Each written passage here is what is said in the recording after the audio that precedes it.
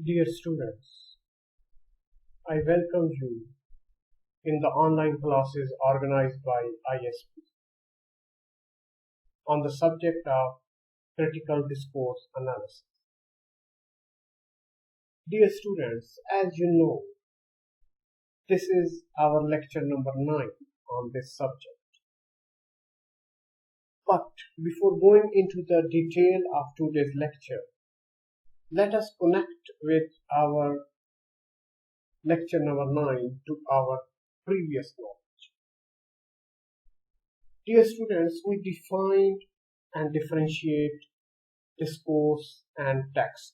We moved forward to define a very important concept in the analysis of discourse, and that was of context. We also studied the types of context. Dear students, we moved forward, and what was our problem at that time? The problem was that in order to understand any stretch of language, we need to observe and understand the linguistic elements, and these linguistic elements are cohesive devices. And another element, and at that time, we defined it as the schemata of knowledge. And actually it was the context, and it is always outside the stretch of language. And we have to look outside and beyond the text in order to understand that stretch of language. So these were the two elements that right from the beginning we understood as a problematic areas, and we actually moved forward in order to understand these two elements. Dear students, in this connection, we moved forward and we defined the elements of communication. Then our journey continued and we defined the functions of language. Then there were certain theories that we discussed. For example, the principle of conversation, that is the principle of cooperation and the principle of politeness. But our journey did not stop here. We discussed the theory of speech acts. And then we moved a step forward and we discussed the analysis of conversation. Actually, dear students, this analysis of conversation is the first step towards the analysis of discourse, and later on towards critical discourse analysis. As I have suggested in previous 2 or 3 lectures, that step by step and phase by phase, we are moving towards a goal, and the goal is the analysis of discourse. And the ultimate goal is the critical analysis of discourse. So, in the previous lecture, that is in lecture number 8, we discussed, at the end of that lecture, we discussed how we can put our information into a stretch of language. And we observed that it is up to the sender where he wants to put his or her information. If he or she wants to make it prominent and significant, then he can place this bit of information into the first part of the clause. And if he does not want to make it foregrounded, and he wants to make it and keep it at the backbench, then he would or she would put that information into the second part of the clause. Now, continuing with the same journey and continuing with how we put knowledge into some structure of language. Our today's lecture is very important, and it is actually the sequence of our previous lecture. And the topic for today's lecture is knowledge structure, and we define it as schematic. So let us have the lecture outlines. Knowledge structure, that is schemata. Background of schemata, how this term was generated, how this term came into our knowledge. Definition of schemata. Then schemata is also can be in some situations very complex. It is not always simple. Then we will also discuss role of schemata in production and understanding of discourse. We know that this is our ultimate goal and ultimate destination, and each and every topic we have discussed in the previous lectures. At the end of that topic, we try to connect it with our problem, and that is the analysis of discourse. And dear students, at the end of the lecture, as usual, I would like to set an exercise for you. Now, what is the background of this term schemata? Existing knowledge in the receiver of the message and the correct assessment of that knowledge by the sender are essential for successful communication. We have repeated this fact many times now, because the communication would not be successful if the sender does not guess and assess the knowledge in the mind of the receiver. Because if the sender sends a message and he does not assess correctly the knowledge of the receiver, then it might happen that the receiver might not understand that message. So correct assessment of the knowledge in the mind of the receiver is very basic for successful communication. The role of knowledge in the production and comprehension of discourse has been significantly increased. So, what do we mean by this knowledge? This knowledge we are referring the knowledge existed in the mind of the receiver. And with the passage of time and with the improvement and progress in the analysis of discourse, now this knowledge which pre-existed in the mind of the receiver, it is very important for the production as well as for the comprehension of discourse.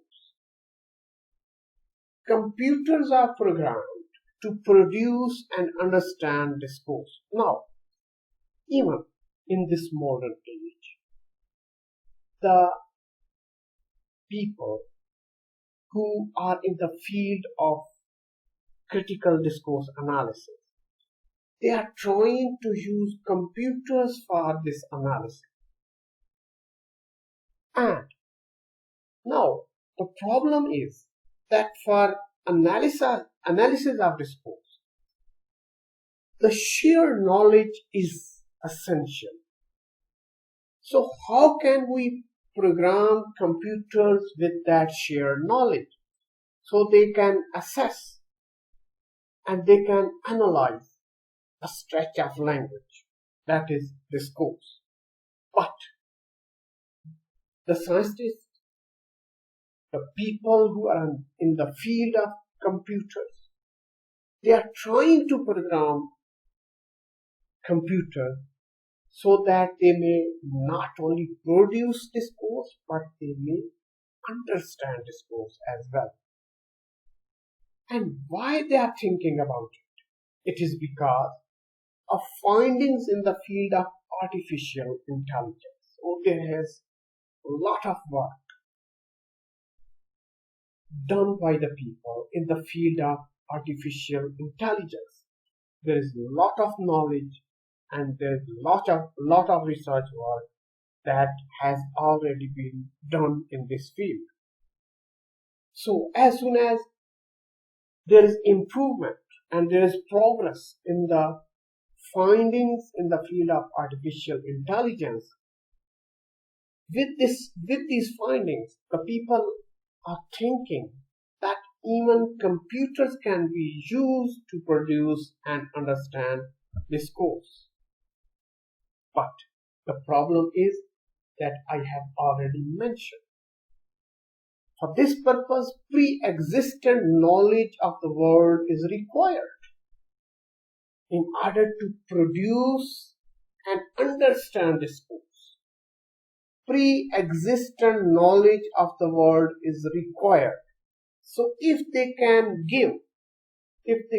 program computer with this kind of knowledge, then there is no doubt computer can not only produce, but it will be capable enough to understand discourse. But there is another problem as well. The expert of artificial intelligence are trying to understand how this knowledge interacts with language, because if we have some knowledge in our mind, we express it through language. So there is a kind of interaction between this knowledge and language. So the experts are trying to understand how this interaction takes place. They want to reproduce the process in computers. If they would be able to understand how this sheer knowledge of our mind interacts with language, then they would be successful to produce this process of producing and understanding discourse through computers. The most important idea that has come out of the field of artificial intelligence is that of knowledge schemata. So this is the background, how this term came into being, how this term that we are now going to use came into existence. This is because the research in the field of artificial intelligence and the experts in the field of artificial intelligence, they want to program computer in order to produce and understand discourse. But what is the hurdle? Where they have stopped?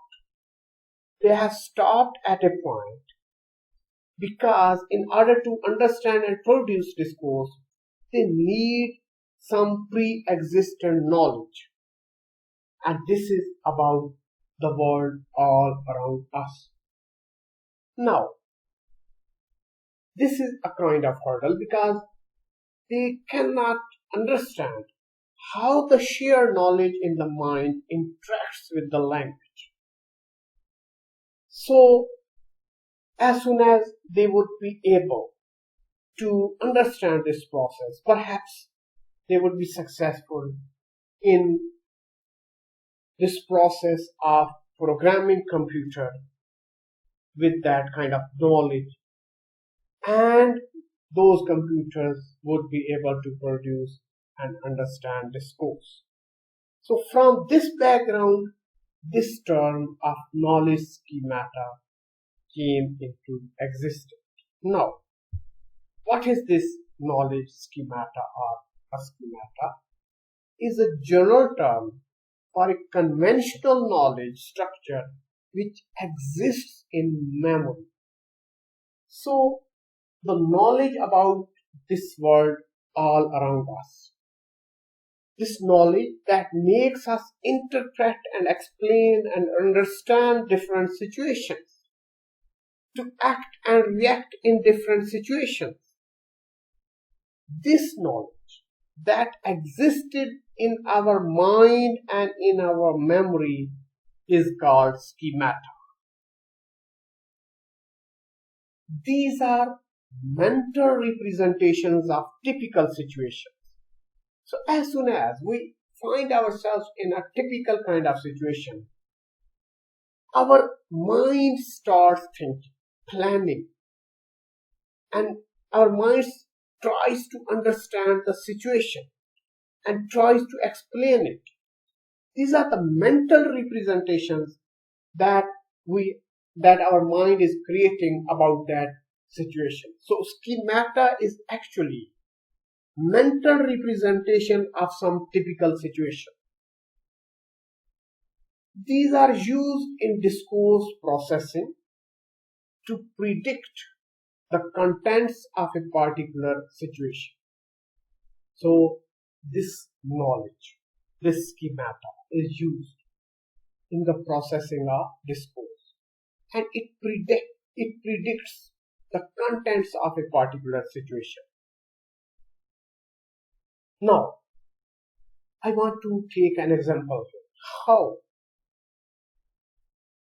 our mind is used to predict the contents of a particular situation. For example, you are traveling by road and suddenly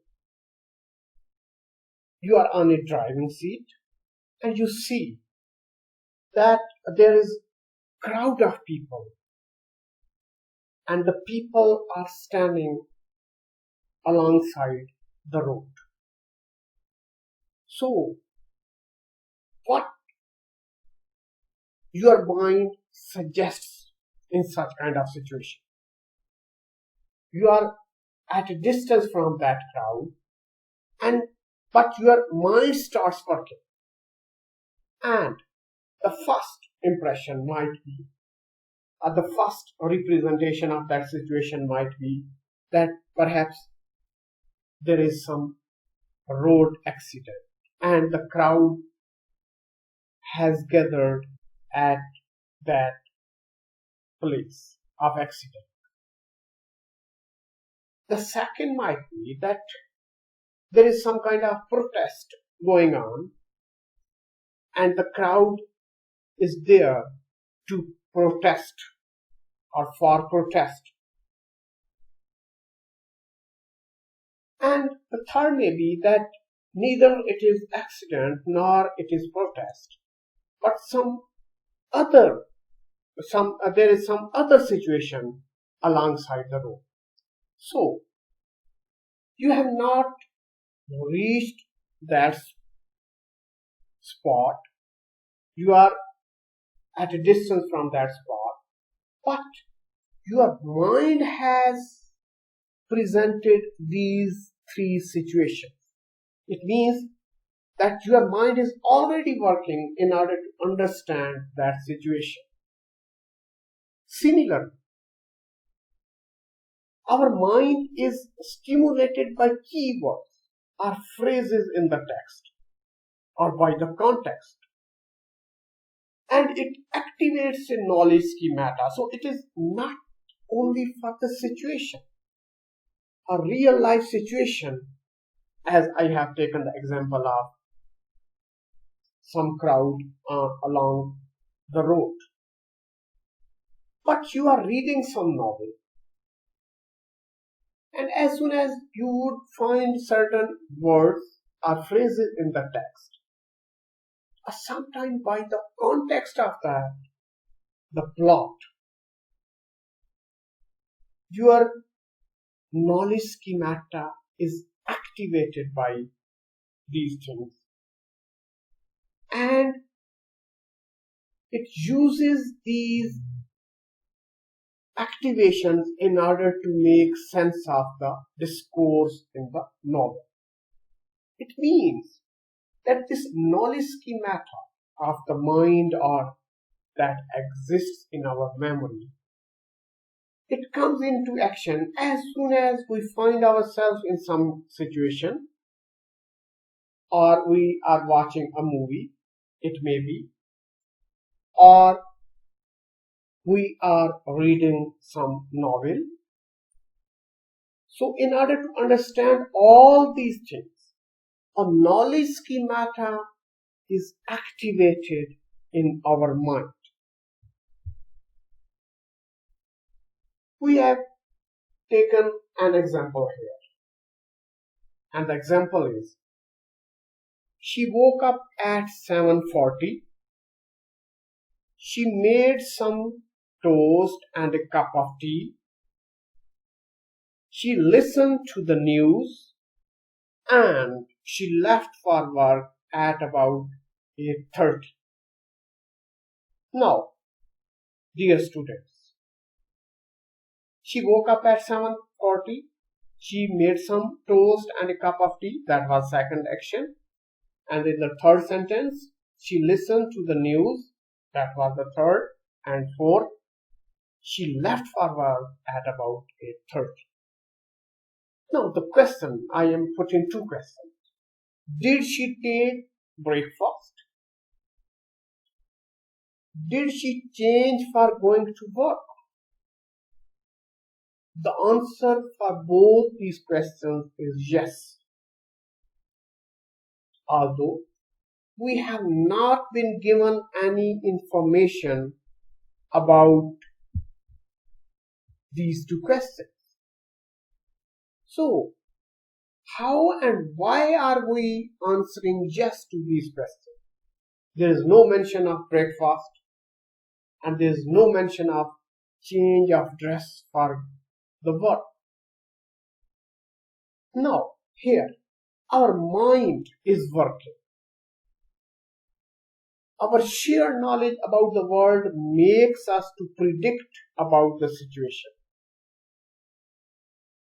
For example, if we look at the second sentence, she made some toast and a cup of tea. So we share this knowledge, and we share the knowledge of getting up early in the morning, and if we have to prepare ourselves for work, and if there is toast and a cup of tea, naturally it has been made for breakfast. Although we have not been told in this example that she has taken the breakfast, but our sheer knowledge suggests that if she has prepared the toast and a cup of tea, so she must have taken the breakfast. Now, the other question is, did she change for going to work? We say yes, but there is no mention of this change of dress for work. But our sheer knowledge suggests, once again, that we normally change our dress for going to work. So that is why, with the help of that sheer knowledge, we say yes. And this knowledge is actually the schemata. The pre-existing knowledge in our mind and memory is called schemata. Now, the schemata is not always as simple as we have taken the example. We have written 4 to 5 sentences and we have asked 2 questions. There was no direct answer of these questions in those 4 sentences, but through our sheer knowledge, we replied yes. But the situation is not always as simple as it was in our example. Some situations in our life are very complex.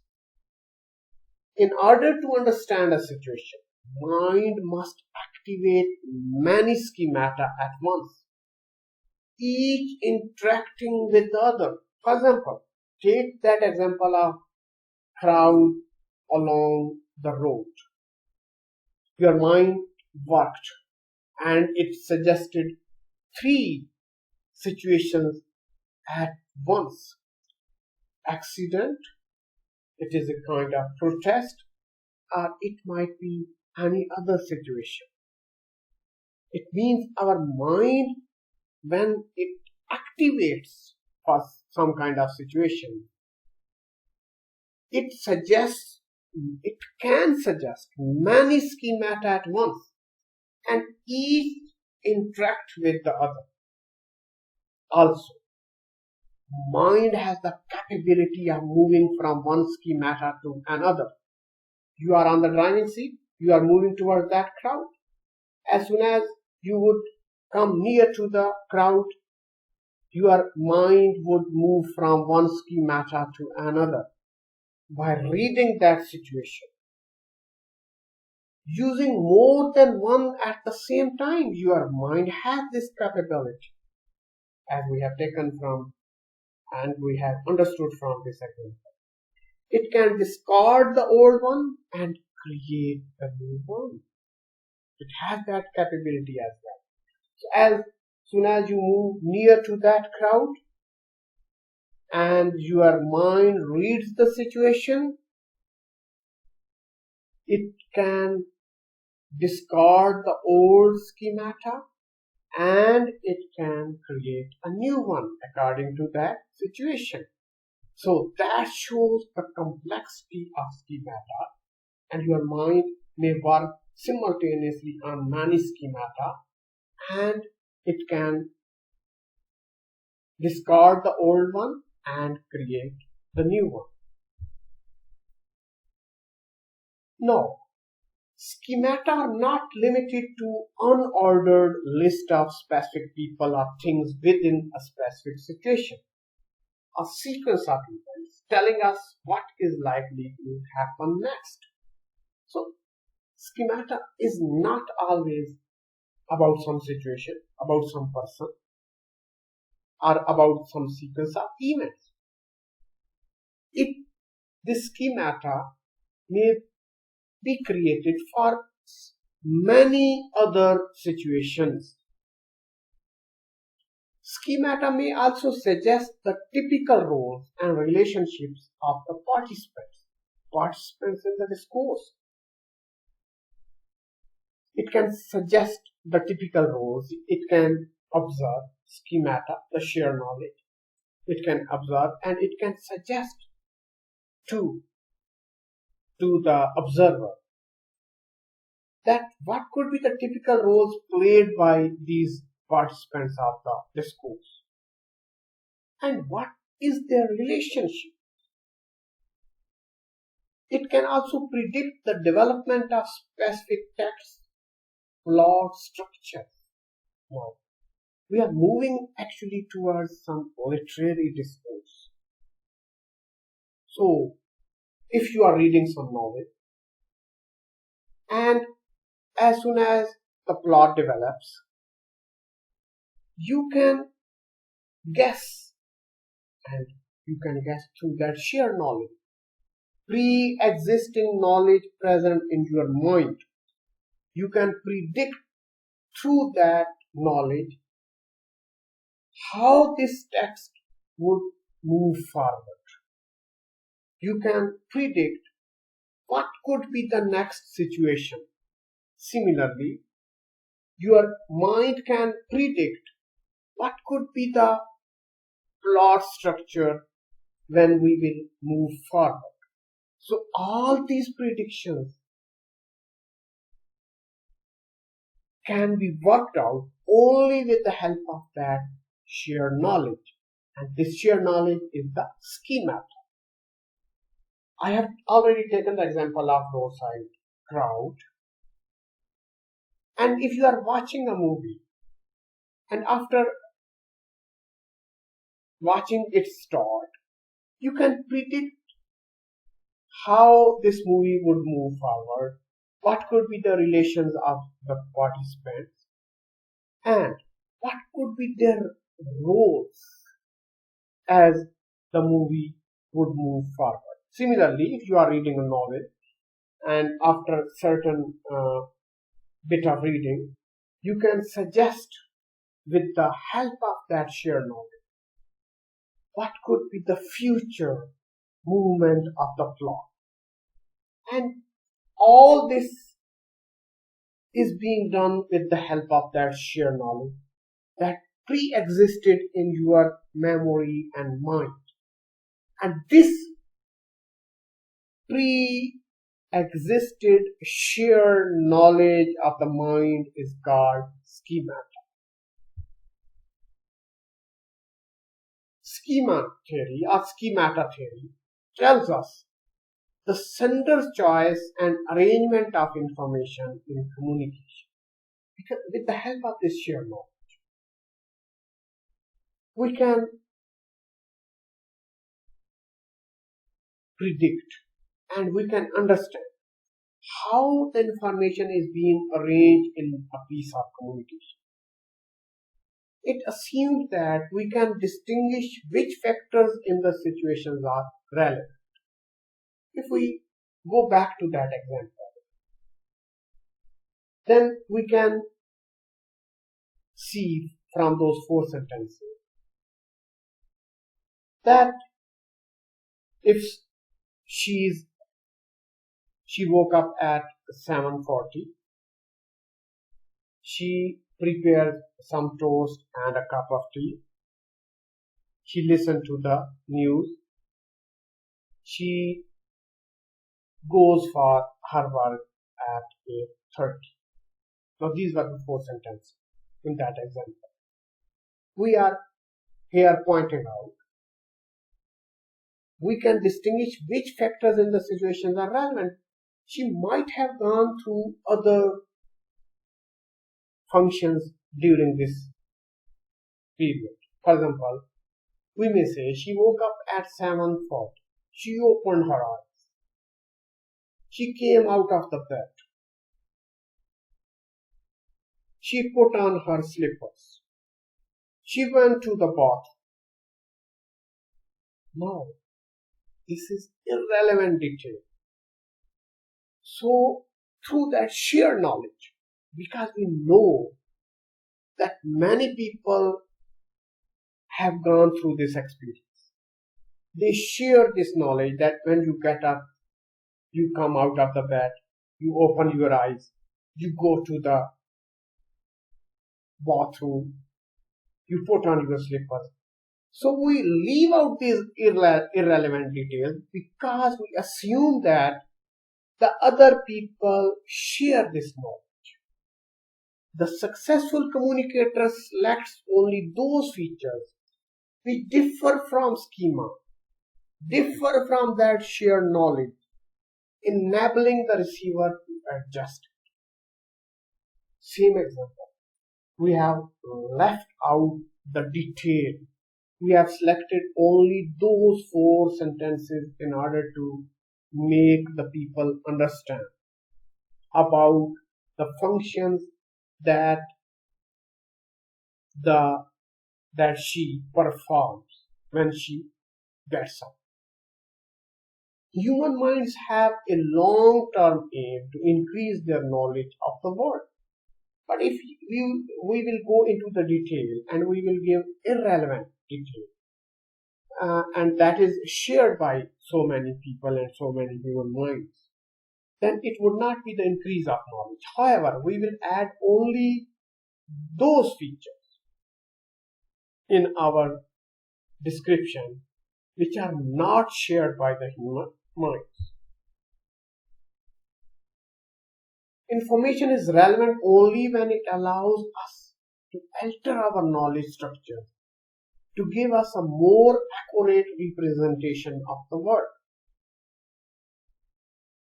Because if I would give the detail like opening the eyes or like putting on the slippers, this would not alter our knowledge structure because most of us already knew that these functions are performed when we get up. A successful communication always works within the framework of the receiver's existing knowledge. So our once again, our communication would only be successful if we keep in mind, the sender would keep in mind how much knowledge exists in the mind of the receiver. What is the level of his or her knowledge? If we are making communication, sending message, and it is above that knowledge existed in the mind of the receiver, then our communication would fail. Again, the same example. She woke up at 7:40. She made some toast and a cup of tea. She listened to the news and she left for work at about 8:30. If we focus this example, we have left all the irrelevant detail. Because why we have left it? We have left it only because we know that everybody shares that knowledge. So we are very to the point in writing these 4 sentences and in the description of the activity of getting up early in the morning and going for work. So we have left out the irrelevant detail and we have taken only and focused only those points which are necessary. And even by sharing these points, we can answer that she had taken the breakfast, for example. She has changed for the work as well. And we have mentioned 2 times of getting up, that is 7:40, and leaving for work at about 8:30. So we are very to the point here. Schemata allow human communication to be economical. Economical in the sense that we have saved ourselves by giving so much detail.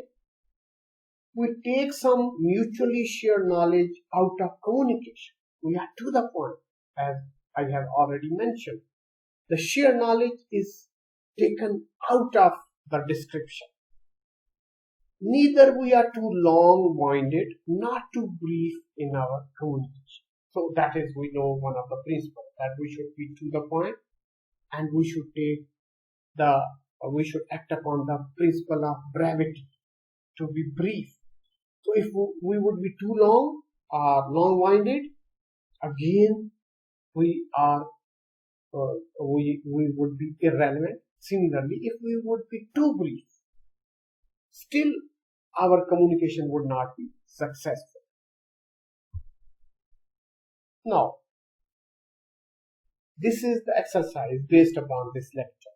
What is the background of the term schemata? Define schemata. What role is played by schemata in the production and understanding of discourse? That's all from my side for today. Stay safe, stay blessed.